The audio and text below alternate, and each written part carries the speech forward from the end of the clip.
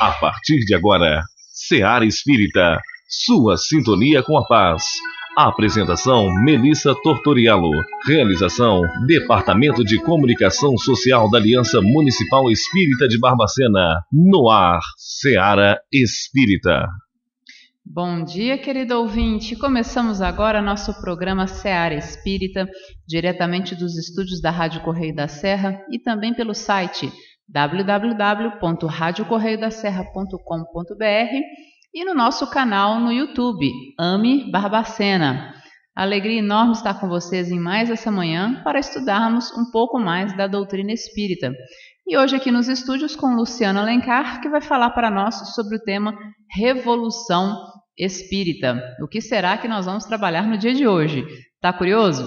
Acompanhe com a gente aí essa Revolução Espírita, que é o tema da nossa manhã de hoje.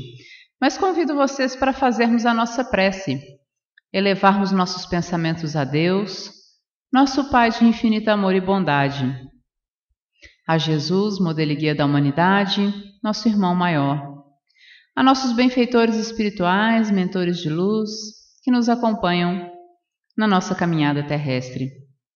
Pai amado, primeiramente agradecemos a oportunidade reencarnatória, agradecemos pela nossa família, pelos amigos, pela oportunidade de trabalho, de estudos e por todas as bênçãos, Senhor, que diariamente recebemos, o alimento sagrado, o abrigo para o corpo e, em especial, Senhor, os ensinamentos que a doutrina nos traz, que nos auxiliam a compreender o porquê da dor, por que estamos aqui, de onde viemos, para onde vamos e como melhor caminharmos aqui pela Terra rumo à nossa evolução. Sendo assim, Senhor, temos muito mais a agradecer do que lhe rogar, mas ainda assim, se pudermos rogar algo, rogamos o teu amparo e o teu amor sobre toda a nossa irmã humanidade, para que alcance aqueles corações que mais sofrem, que passam pelas experiências da guerra, das violências, da fome, das misérias físicas e morais, Senhor. Que teu amor possa envolver a todos esses nossos irmãos e envolver também as lideranças do nosso planeta, para que possamos construir a paz que tanto desejamos, diminuindo as desigualdades, acabando com as guerras e vivendo um mundo que todos nós desejamos aqui, de paz, de fraternidade, de solidariedade. Seja conosco, Mestre Jesus, hoje e por todo sempre. Que assim seja. E vamos começar agora nosso bate-papo com Luciano Alencar. Hoje nós vamos falar sobre Revolução Espírita. E aí, hoje, o Brasil comemora o dia de Tiradentes, promártir da independência. Luciano, o que o ideal da liberdade, trazido por Tiradentes, tem a ver com o Espiritismo? Bom dia para você. Bom dia, Melissa. Bom dia a você, querido ouvinte do programa Seara Espírita. Receba aí mais uma vez o nosso fraternal e caloroso abraço.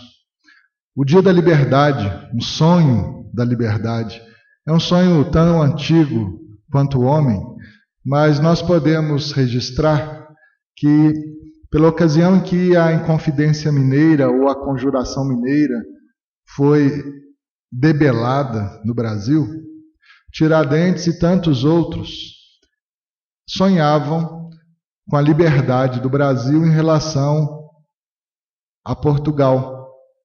E nós vamos verificar que Barbacena, em particular, teve uma contribuição muito grande nesse momento histórico, porque 5 dos inconfidentes eram barbacenenses.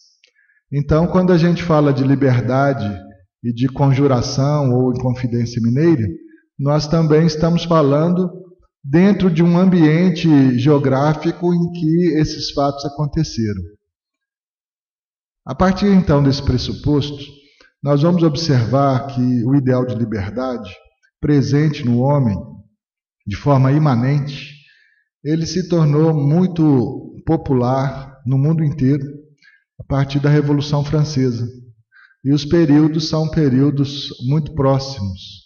Daí nós podemos perceber que o ideal de liberdade, ele paira, ele, como diria o professor Allan Kardec, é uma universalidade, e o ideal de liberdade é então universal.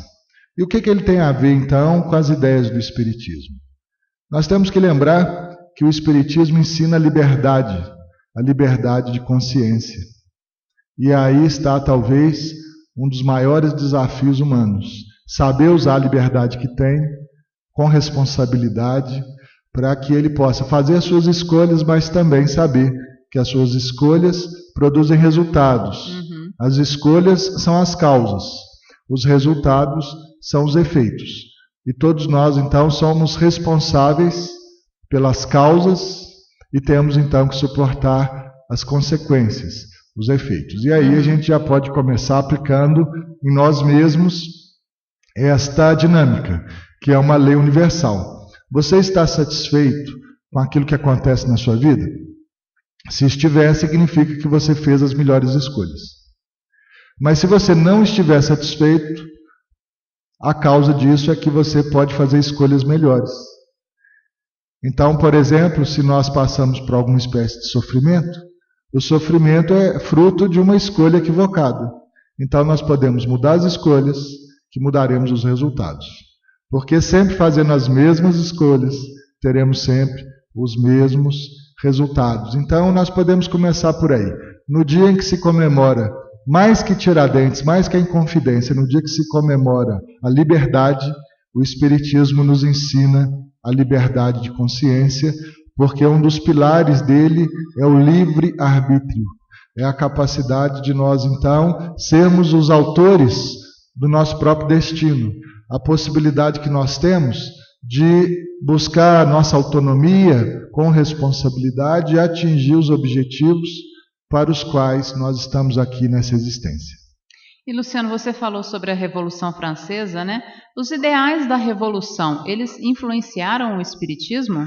Influenciaram muito. Nós poderíamos rapidamente lembrar quais eram eles.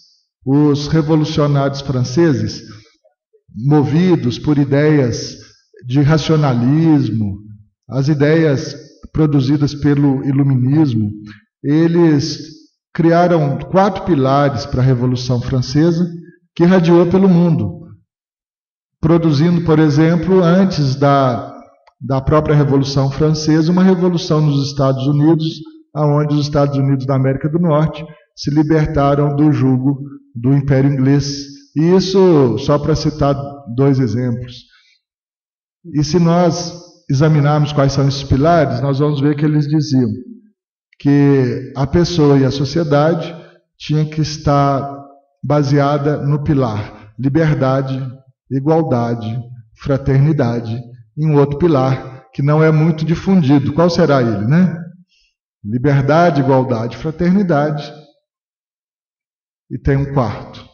Só que quase ninguém fala do quarto, né? E que certamente você conhece. O quarto é a morte. Ou morte. Porque os revolucionários diziam, né? Ou nós vamos implantar esse regime com liberdade, igualdade e fraternidade, ou haverá morte.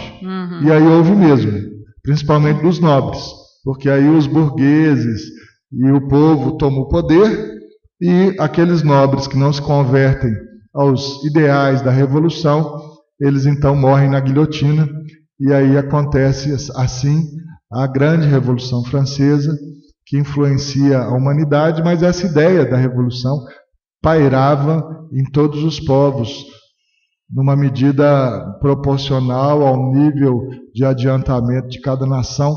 E aqui, também no Brasil, essas ideias aqui chegaram. E nós temos então hoje, no dia de Tiradentes, uma comemoração nacional, não só pela independência do Brasil e não só em razão do proto-mártir Tiradentes, mas, acima disso, as ideias e os ideais que animavam essas pessoas, dentre elas o ideal da liberdade que nós estamos aqui nos referindo no programa de hoje. Luciano, e há nos ensinamentos de Kardec uma, entre aspas, né, revolução espírita? Nós precisamos de entender o que seria a ideia de revolução.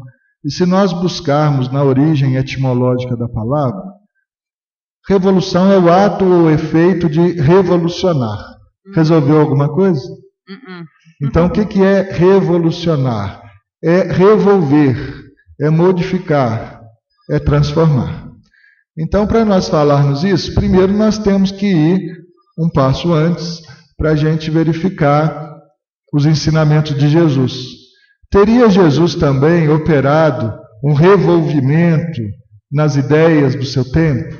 Uma transformação? Ele teria feito alguma espécie de modificação nas ideias? Com certeza. Então, nesse aspecto, porque a revolução ela tem diversos significados. Um deles, que é mais conhecido, é quando, através da modificação das ideias, geralmente tem um viés político, um viés militar, uma guerra, uma convulsão social, né? Mas não é disso que nós estamos falando. Nós estamos falando do revolvimento das ideias, nós estamos falando de uma transformação individual e social. Então, será que Jesus, ao seu tempo, também fez isso? O professor Allan Kardec, no livro intitulado A Gênese, Os Milagres e as Predições segundo o Espiritismo, publicado em 1868, ele faz um comentário muito interessante que eu gostaria de pedir licença para fazer aqui a rápida leitura de apenas um parágrafo, aonde o professor Kardec registra assim: o maior milagre que Jesus realizou, aquele que atesta verdadeiramente a sua superioridade, foi a revolução que os seus ensinamentos operaram no mundo, apesar da exiguidade dos seus meios de ação. Se em vez de princípios sociais e regeneradores, fundados sobre o futuro espiritual do homem, Jesus só tivesse para oferecer à posteridade alguns fatos maravilhosos, hoje talvez apenas o conhecêssemos de nome. Então a gente observa que Jesus trouxe uma revolução individual e social. No aspecto teológico, isso também poderia ser chamado de revelação. E a origem etimológica da palavra revelação é tirar o véu, é colocar à mostra, é explicitar, demonstrar. Então, nós vamos verificar que antes da vinda de Jesus, nós tínhamos uma revelação trazida por Moisés. E quando Jesus vem, ele traz uma revelação muito diferente daquela de Moisés. Por isso, as ideias que ele trouxe eram princípios regeneradores, transformadores. Por exemplo, o Moisés ensinou que Deus deveria ser temido e que se nós não cumpríssemos as leis de Deus, principalmente os 10 mandamentos, nós íamos receber castigos. Por outro lado, se nós cumpríssemos os 10 mandamentos, nós íamos receber com isso recompensas. Então, a revelação mosaica, ela é baseada naquela ideia de justiça, baseada em castigos e recompensas. Vem Jesus e faz uma revolução, e ele diz: olha, Deus é amor, Deus é misericórdia, é perdão. Não atire a primeira pedra, né? Porque nenhum de nós está isento de erro. Vamos amar até o inimigo. E aí ele começa e ensina princípios completamente diferentes para os padrões da época. Então Jesus, nesse conceito, fez uma revolução, uma regeneração, revolveu as ideias que existiam entre os judeus. E com esse raciocínio, nós poderíamos então nos perguntar: será que os espíritos superiores que se comunicaram com Allan Kardec e que trouxeram informações da chamada terceira revelação, também puderam trazer uma revolução nas ideias da época? Será que eles também vieram trazer novos paradigmas para a humanidade? Será que eles vieram dizer aquilo que Jesus não poderia ter dito ainda quando esteve entre nós? Será que Jesus reservou algumas informações para a posteridade que ele não poderia revelar na época? E é o próprio Jesus que nos dá essa dica quando ele diz no Evangelho que ele mandaria um consolador, que ele mandaria o Paracleto, aquele que nos diria aquilo que ele não poderia dizer naquele momento e que ainda nos relembraria aquilo que ele nos ensinou.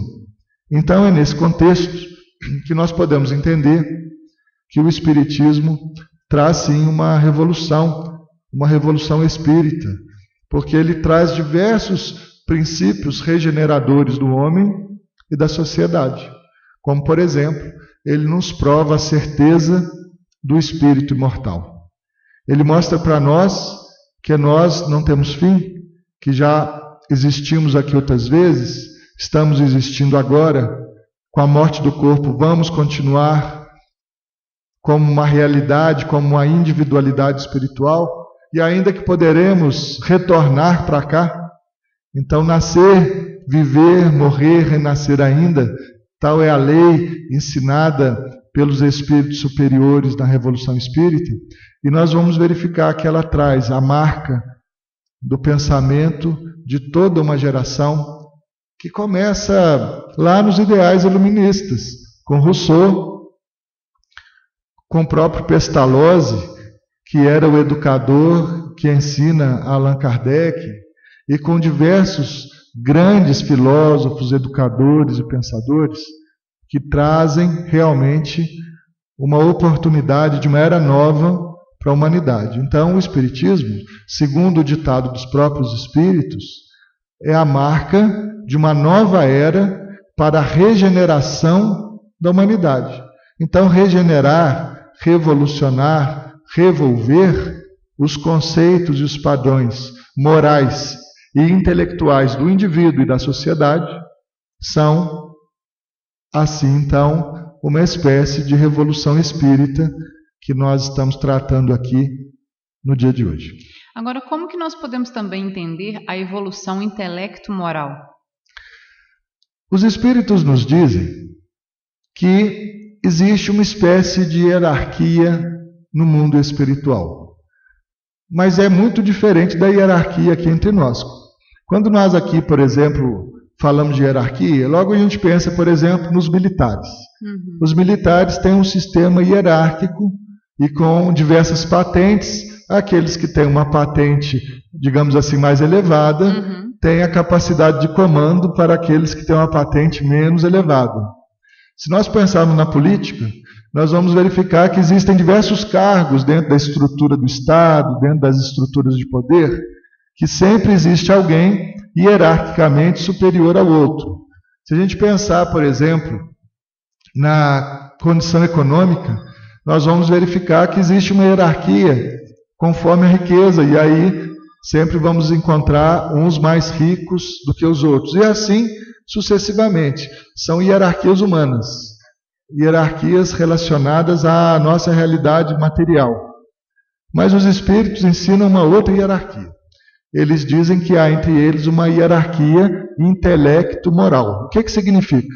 Que a única ordem que existe entre eles não é de acordo com a patente, com a condição econômica, com o cargo político, com o grau de estudo, de diplomação, de reconhecimento. Não. Entre eles o que vale é a sabedoria e a bondade. Quanto mais sábio e mais bondoso é o espírito, mais ele se coloca hierarquicamente em classes de espíritos cada vez superiores. Então, se nós pudermos classificar os espíritos, nós vamos dizer que quanto mais sábio, quanto mais amoroso é o espírito, maior autoridade moral ele tem sobre os outros. Só que essa autoridade é uma autoridade natural. Quando nós estamos diante de um espírito mais sábio e mais bondoso, nós naturalmente reconhecemos essa superioridade e queremos aprender com ela. Naturalmente nós nos submetemos às orientações, às diretrizes daqueles espíritos que são superiores a nós. Então, o Espiritismo vem nos ensinar isso. Se nós queremos evoluir espiritualmente, nós temos que trabalhar esses dois pilares da nossa evolução. Então, nós temos que procurar aprender mais, compreender mais, estudar mais, sermos mais sábios e, com isso, alavancarmos digamos assim, no símbolo poético do Espírito Emmanuel, nós temos que desenvolver a asa da inteligência e da sabedoria, estudando e praticando aquilo que o nosso intelecto é capaz de entender. Mas, para que haja evolução espiritual verdadeira, não basta isso. Nós temos que desenvolver uma outra asa que vai propiciar o nosso voo evolutivo, que é exatamente a asa do amor, a asa da moralidade, da aquisição das virtudes, dos valores espirituais. Então, quando nós falamos em evolução ou em revolução, nós estamos falando de evolução de novo, e essa evolução de novo, à luz do Espiritismo, se dá quando então nós desenvolvemos as duas asas relacionadas à sabedoria e à bondade, à moralidade. Quando nós construímos em nós e adquirimos para nós as virtudes espirituais que vão nos fazer pessoas melhores. E essa é a finalidade da encarnação. Allan Kardec pergunta aos espíritos, qual é a finalidade, então, de nós espíritos virmos aqui viver na matéria, em corpos tão densos, tão limitados como esses aqui que nós usamos na Terra? E os espíritos respondem que através dos processos de encarnação, de vida na matéria, é que nós vamos conseguir aprender mais e provar aquilo que nós já aprendemos. É aqui, passando pela vivência corporal, é que nós vamos registrar na alma os valores morais que adquirimos através do uso do nosso livre-arbítrio, da nossa inteligência e das nossas ações no bem. E é assim que se dá o processo de aperfeiçoamento da alma e, portanto, uma evolução intelecto-moral, para que nós sejamos um pouco melhores do que fomos até aqui. Hoje nós estamos falando sobre Revolução Espírita, dia de Tiradentes, onde a gente comemora a liberdade e a independência, e também trabalhamos a questão da Revolução Espírita como uma temática importante da revolução da nossa alma, do nosso conhecimento, da nossa evolução, caminho à nossa perfectibilidade. Bom, Luciano, a gente fez um primeiro bloco, você falou um pouquinho sobre a Revolução Francesa, sobre a vinda de Kardec, a codificação da doutrina, os ensinamentos dessa Revolução Espírita, falou um pouco sobre a evolução intelecto-moral. Agora, depois de tudo que você falou no nosso primeiro bloco, para a gente começar o nosso segundo bloco, como que nós podemos aplicar todos esses conhecimentos que você falou, toda essa caminhada que a gente teve ao longo dos séculos, no nosso cotidiano? Como aplicar? Aí está a grande finalidade da nossa existência e é onde nós temos a maior dificuldade, porque entender tudo isso do ponto de vista intelectual é fácil. Agora, aplicar nas nossas existências é tarefa diária. E como que nós então poderíamos fazer isso de uma maneira efetiva? Pensando antes de agir, sentindo antes de pensar e vibrando antes de sentir. Será que ficou fácil de entender ou está complicado? Melhor explicar um pouquinho mais, vamos aprofundar. Você alguma vez já fez alguma coisa e se arrependeu? Se você fez alguma coisa e se arrependeu, se você tivesse pensado melhor, teria feito? Ou teria feito diferente? Então, nós temos que adotar uma prática racional que é muito útil. Antes de fazer, pensar. Porque quando nós pensamos, nós podemos deduzir as consequências das nossas diversas possibilidades de escolhas. E aí nós vamos entender qual é a melhor escolha para a nossa vida. Porque se nós temos liberdade e nós estamos construindo uma evolução intelecto-moral, a nossa liberdade de pensar e de escolher vai impactar nas consequências da nossa vida. Então esse é o primeiro aspecto. Você precisa de fazer alguma coisa aí, tomar alguma decisão? Pare um pouco. Respire. Pense. Não tome uma decisão impulsiva, precipitada. Você é impulsivo? Segura o seu impulso, acalma, porque muitas vezes o impulso é ainda um instinto. E o instinto é muito importante, nós precisamos dele, mas nós já estamos na fase da razão. Então temos que raciocinar. Antes de raciocinar e pensar sobre as nossas escolhas, que antecedem as nossas ações, nós precisamos também de identificar aquilo que nós estamos sentindo. E a nossa sociedade agora começa a trabalhar a educação dos sentimentos. Não só nas casas espíritas, mas até mesmo nas escolas regulares. Por exemplo, há escolas no Brasil, mais de 300 escolas. No Brasil hoje já segue uma metodologia criada pelo Augusto Cury, chamada Escola da Inteligência, que visa ajudar as pessoas a educarem seus sentimentos. Olha que interessante, é uma inteligência emocional, uma inteligência multifocal. É muito interessante esse trabalho dele. E nós precisamos de aplicar isso na nossa vida. Então, olha só, o que nós estamos sentindo? O Espírito Emmanuel diz que primeiro nós sentimos e depois o que a gente sente produz o pensamento, que produz as ações, que produz as consequências. Mas o mesmo Espírito Emmanuel, através do Chico Xavier, na obra Pensamento e Vida, nos diz que antes de nós sentirmos, nós somos espíritos e espíritos vibram. O meio de comunicação do espírito é uma vibração. Então nós espíritos vibramos, as nossas vibrações produzem em nós sentimentos, os nossos sentimentos produzem os pensamentos que produzem as ações. Então, se nós queremos uma revolução intelecto-moral, nós temos que estar atentos a tudo aquilo que antecedem as nossas ações e os resultados delas. Por isso, através da meditação, através do silêncio interior, do silêncio com Deus, da intimidade consigo mesmo, como Jesus disse no Evangelho, nós precisamos de buscar o nosso quarto interior, a nossa aldeia interior.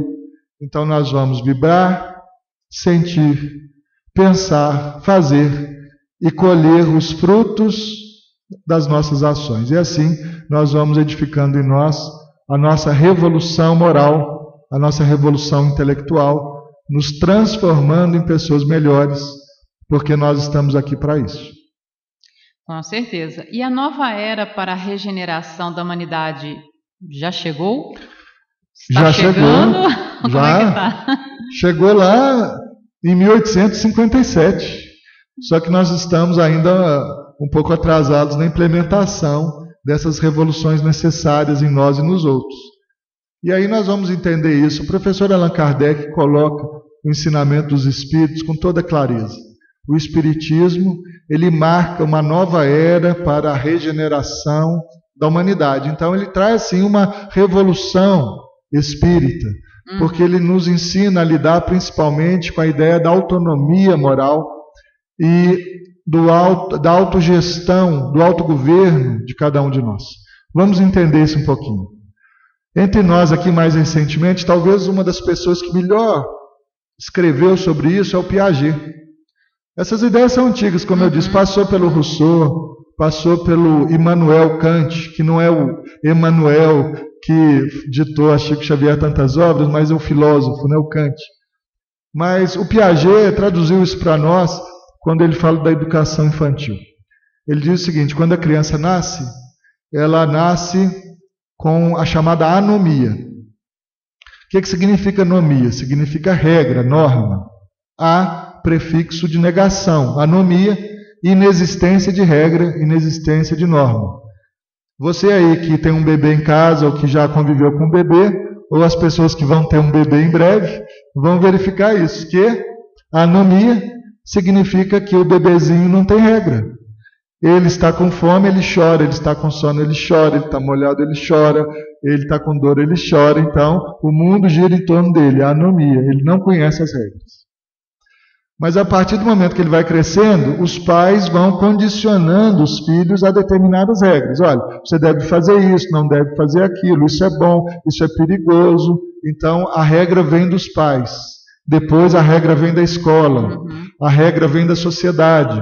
E a escola ensina o que deve ou não fazer, a sociedade ensina o que deve ou não fazer. Existe o Código Penal, né, com aquelas regras reprovadas, que são consideradas os crimes, e que a pessoa que praticar vai responder pelos crimes diante das leis, e assim sucessivamente. O que significa isso? Que o indivíduo e depois a sociedade vivem a lei que vem de fora. Isso chama heteronomia. Nomia, regra, hétero, o que vem do outro, o que vem de fora. Heteronomia, a regra vem do outro, do pai, então, da escola, da sociedade e assim sucessivamente. Mas esses estágios vão desaguar naquilo que o Piaget chama de autonomia. Nomia, regra, auto, si mesmo. Você, indivíduo. Então, o indivíduo autônomo é aquele que tem as suas próprias regras. É aquele que os outros não precisam de dizer o que ele deve ou não fazer, porque ele já sabe o que ele deve ou não fazer. Por isso, o Espiritismo nos ensina que nós espíritos precisamos de caminhar para a autonomia moral, para o autogoverno. Nós temos que nos dirigir, porque os espíritos disseram a Kardec que as leis de Deus estão gravadas em nossa consciência. Então, se nós despertamos as nossas consciências para a lei de Deus, nós vamos nos autodirigir, nos autogovernar, vamos desenvolver a autonomia que é ensinada por esses filósofos. Posso contar uma historinha para ilustrá-lo, Luciano? Perfeitamente. Que eu recebi ontem, achei muito interessante. O tema da historinha é a catraca livre. Não sei se você já ouviu. Conheço, sim. Conhece a historinha, né? Na Suécia? Isso. O seu mundo muda quando você muda. Então a historinha começa assim, para quem não conhece. E que é um fato, né? Na verdade é um fato. Aconteceu, né? Perfeito. O professor João Adalberto Guimarães, brasileiro, estava em um intercâmbio na Europa e entrou numa estação de metrô em Estocolmo, capital da Suécia. Ele notou que havia entre muitas catracas normais e comuns uma de passagem grátis livre. Então, ele questionou a vendedora de bilhetes o porquê daquela catraca permanentemente liberada, sem nenhum segurança por perto. Ela ficava lá livre, passava quem quisesse. Ela então explicou que aquela era destinada às pessoas que, por qualquer motivo, não tivessem dinheiro para comprar a passagem. Então, sem dinheiro, ainda assim poderia utilizar da catraca livre para usar o sistema de metrô. Com a sua mente incrédula, acostumada ao jeito brasileiro de pensar, não conteve a pergunta que para ele era óbvia. Uai é por minha conta. E se a pessoa tiver dinheiro, mas simplesmente não quiser pagar? A vendedora espremeu seus olhos límpidos azuis num sorriso de pureza constrangedora e lhe respondeu: mas por que ela faria isso? Sem resposta, ele pagou o bilhete e passou pela catraca, seguindo uma multidão que também havia pago por seus bilhetes. A catraca livre continuou vazia. A honestidade é um dos valores mais libertadores que um povo pode ter. A sociedade que a tem naturalmente certamente está num patamar de desenvolvimento superior. Cultive este valor e o transmita a seus filhos, mesmo sem esperar o mesmo da sociedade. Seu mundo muda quando você muda. É perfeita, é o que o Kant chamava de imperativo categórico. É uma coisa muito bacana esse pensamento dele, porque olha só, o que significa o imperativo categórico? É aquela conduta que, se você praticar e ela for replicada, repetida pelos outros, pela sociedade, isso vai ser positivo para todo mundo, não vai prejudicar ninguém.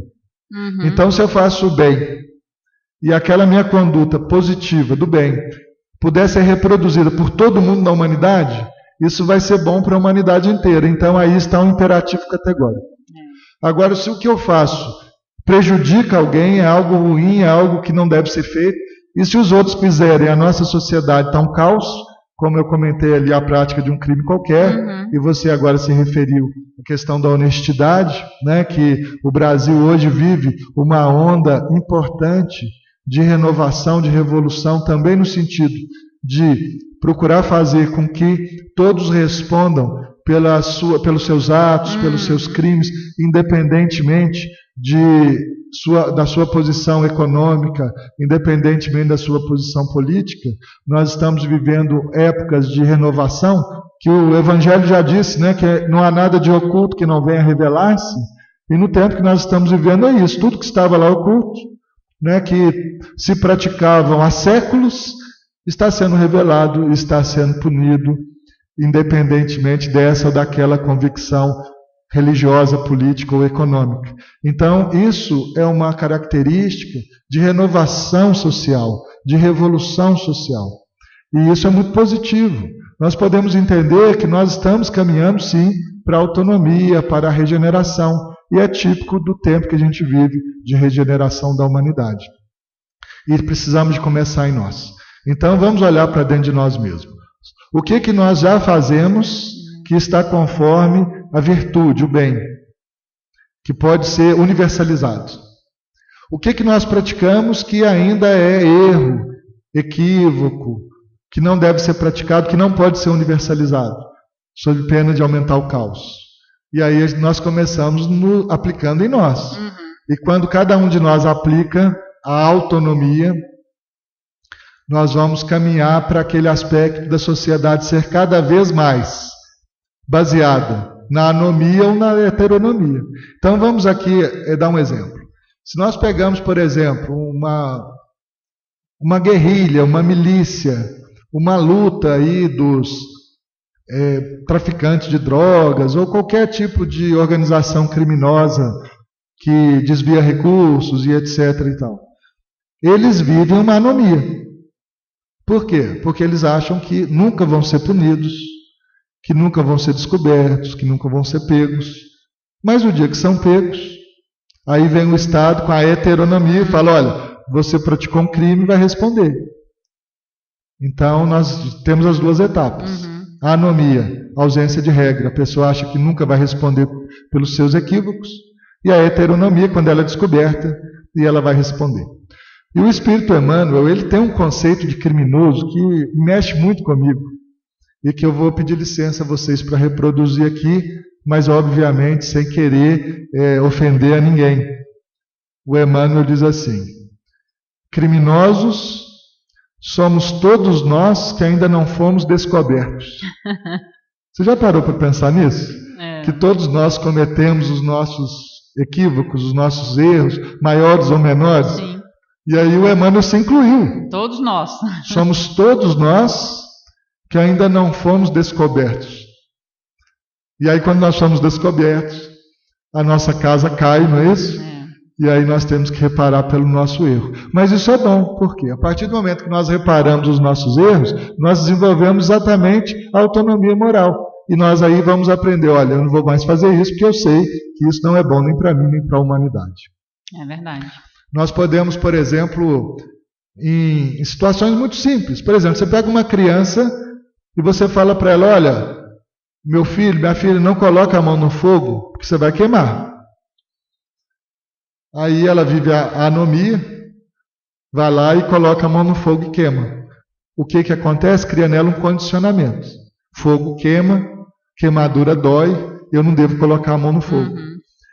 Esse é um pensamento de condicionamento milenar, que nós precisamos de ir nos libertando desses condicionamentos, para que as nossas escolhas sejam então livres.